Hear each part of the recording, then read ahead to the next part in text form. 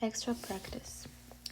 On January 1st of 2020, Tainan Corporation issued $6 million 7% 5-year bonds with interest payable on January 1st. The market rate of interest for these bonds was 10%. The corporation uses the effective interest method of amortization of bond discount.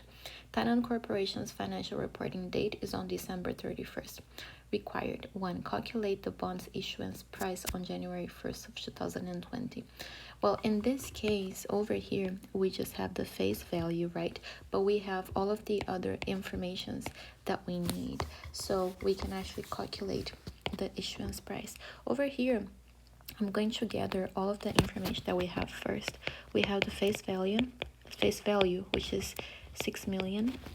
We have the contract rate, which is 7%.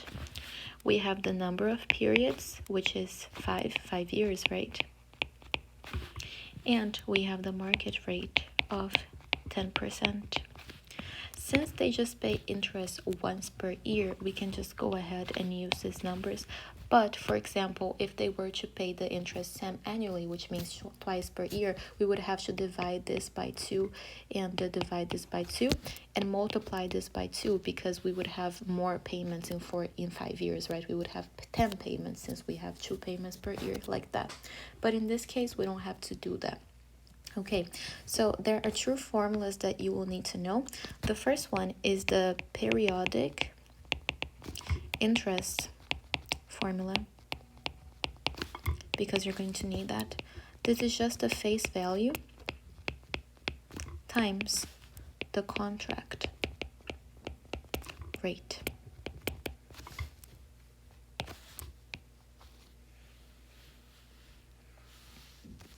Okay, so over here, our periodic interest is going to be 6 million times 0.07. How much does that give us? That gives us 420,000 per period. Okay, so since they they pay this interest once a year, that means that every year they pay 420,000 of interest every year. This is what it means, the periodic interest.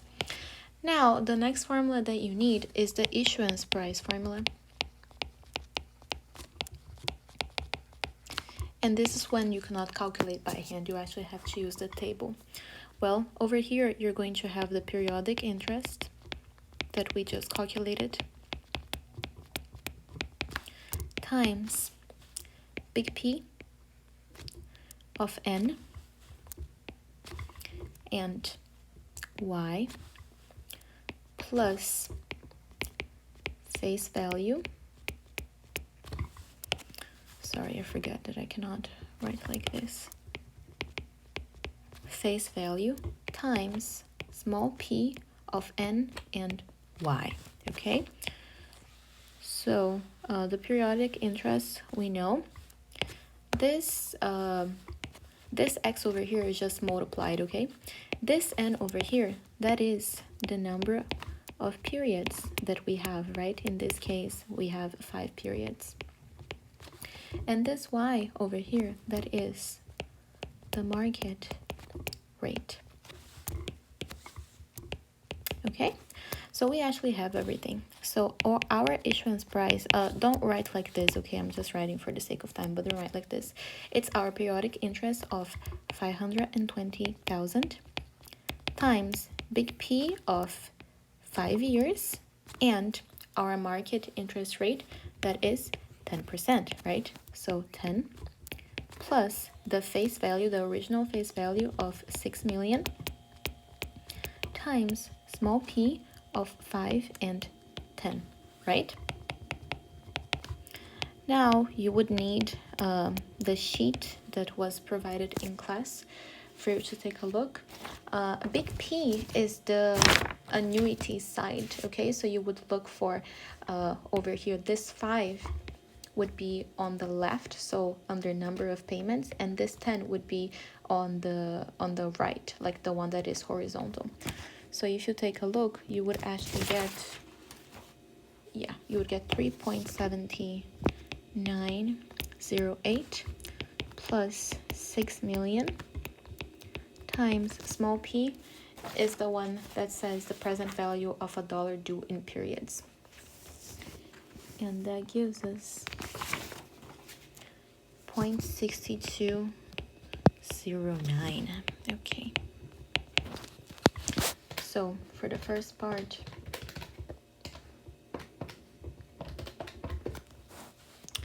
we have 1,592,136 plus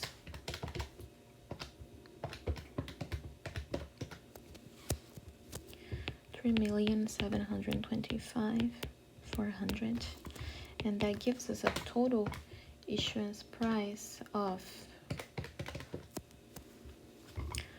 5,317,536, and that is our issuance price. Okay, let's see the next question. Prepare the journal entries to record the following. The first one, the issuance of the bonds on January 1st. Well, the issuance of the bonds, we're just going to use this number over here, right? So that is actually easier. So on January 1st of 2020, when you issue bonds, you get cash, right? So your cash has to go up, and your bonds also have to go up because you're issuing them. So bonds payable also go up, and we use the issuance price that we just calculated of 5,317,536. Okay.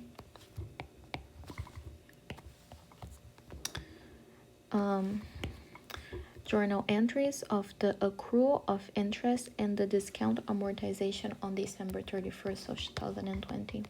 Just go ahead and make a table. It's harder to do it if you don't make a table.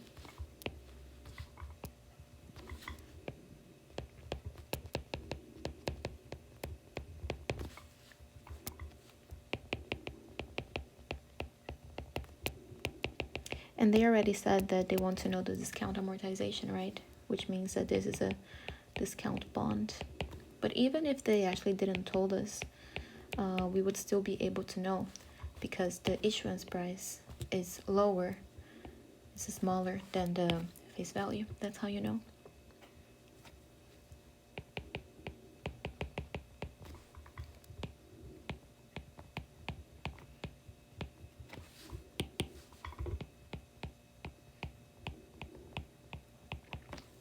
The bonds were issued on January 1st of 2020. So I'm going to make until 2021. Okay, the cash interest. Cash starts with a C, contract starts with a C. This one is the contract rate. Okay, this is just a little skill that I have. So just go ahead and input the contract rate, which in our case, it is 7%. The other one is the other rate, the market rate, which in this case, it is 10%.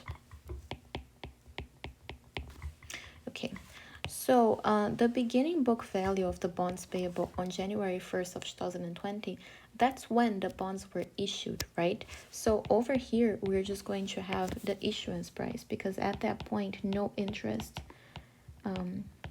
has been earned. So you just have to copy there. Now, the cash interest, this column is the one that doesn't change. So it's always going to be the face value times that percentage. And we actually already calculated that, right? We already did that calculation over here. So that is actually 420,000. Okay, and it would continue if you were to continue down there. The interest expense, this is the one that changes.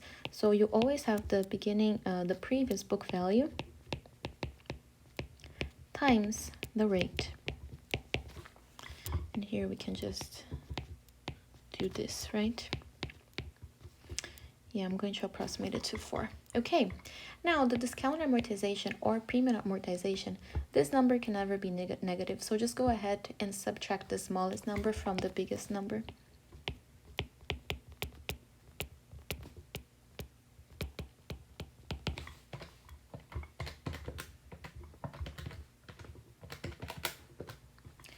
That gives us 111,754. And since this is a discount amortization, remember that I told you that it is counterintuitive, right? So discount, it's a plus. Premium, it's a minus. Since this is a discount, here it's a plus. So we're going to be adding all of these numbers over here. So it is the previous book value plus the discount amortization that we just calculated. And that gives us 5,429,290. Okay, all right. So for this part over here, they just ask us to the journal of the accrual of interest and the discount amortization on December 31st of 2020.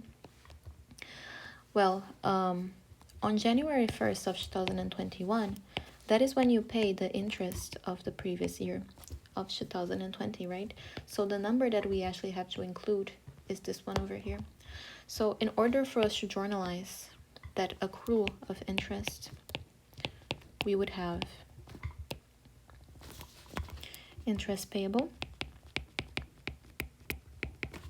because that is going up, interest expense at the top with the total value, and bonds payable position either debited or credited. In this case, is going to be credited because it's a payable, so it's going up, and since we are adding it, we would be in the credit position.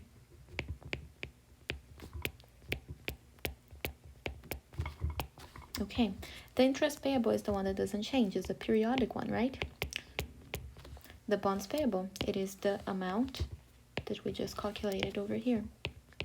And the interest expense would be the sum of both of these amounts together. That gives us 531,754. And that is the journal.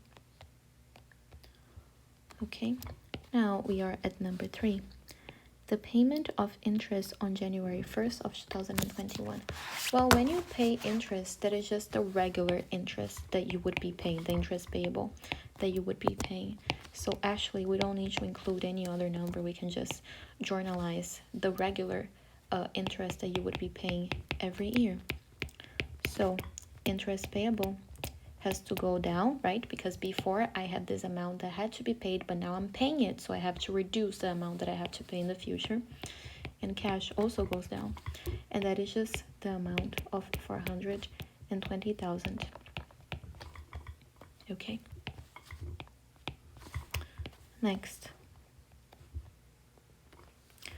What is the bond's book value on December 31st of 2020?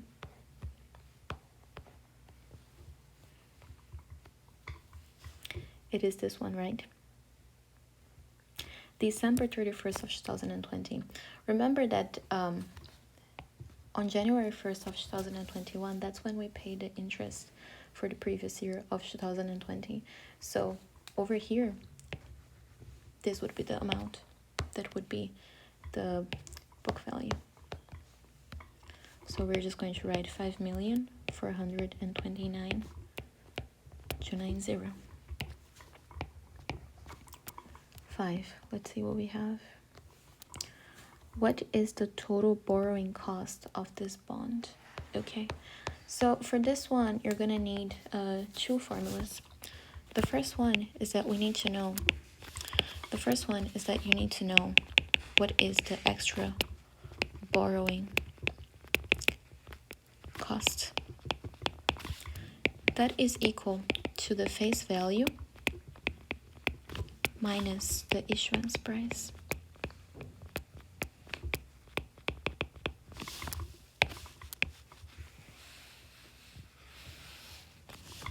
In our case, our extra borrowing cost would be the face value of 6 million minus our issuance price of this, right? 5,317,536.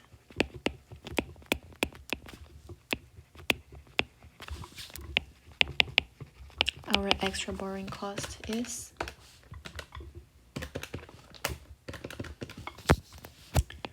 682,464. Now, you would need the other formula, which is what they actually want to know, the total borrowing cost formula. That is equal to the total interest plus that extra borrowing cost. I'm just going to write it as EBC, okay? Okay, all right. So over here, first calculate the total borrowing cost. This total interest would be the total interest that you would be paying over all of the years. Since we know that the interest that we would be paying was for 120, remember that we calculated that was for 120, we have an amount of 420 every year. So during 5 years, we have to calculate that, right? We can just multiply it by the amount of years. So 5. That would be how much total interest we would pay in the future. Then we would add that to the extra borrowing cost that we just calculated of 682,464. How much is that?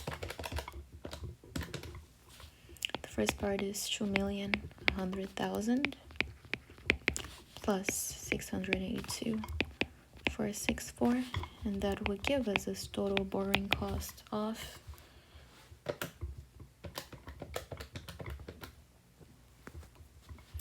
2,782,464.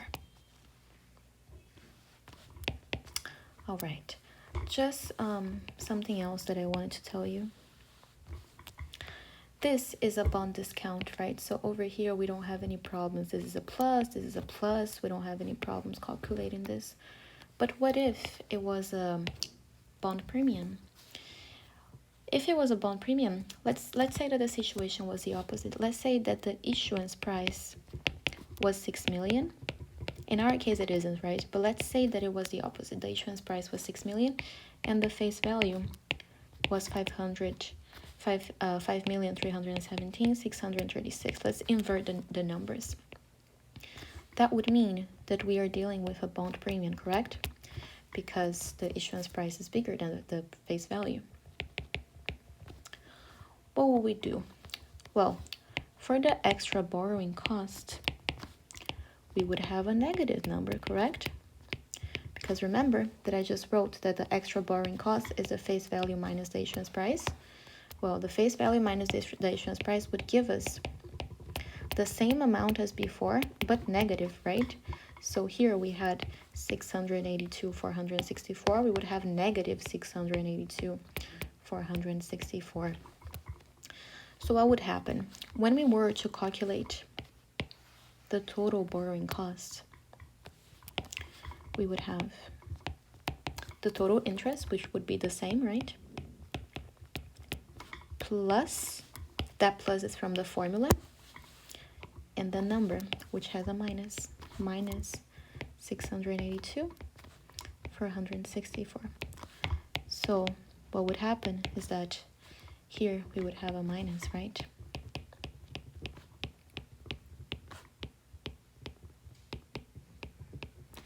And in that case, we would have an extra borrowing cost